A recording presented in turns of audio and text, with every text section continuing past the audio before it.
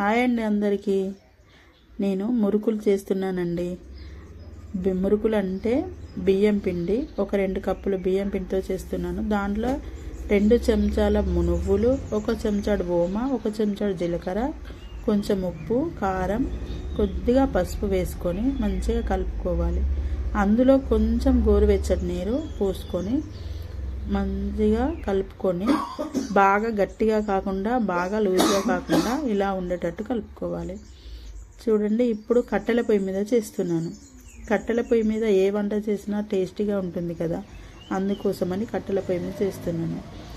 ఈ మురుకుల గొట్టం కూడా కొత్తదండి, ఇవ్వాలే స్టార్ట్ దీంతో, అందుకే కొంచెం పిండితో ట్రై చేద్దామని చేస్తున్నాను. చూడండి, చాలా బాగా వచ్చింది, ఈజీగా ఉంది దీంతో చేసుకోవడం కూడా.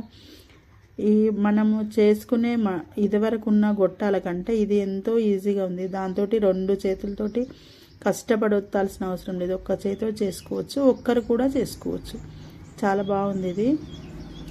చూడండి, క్రిప్సీగా ఎంత బాగా వచ్చినాయో, టేస్ట్ కూడా చాలా బాగుందండి. ట్రై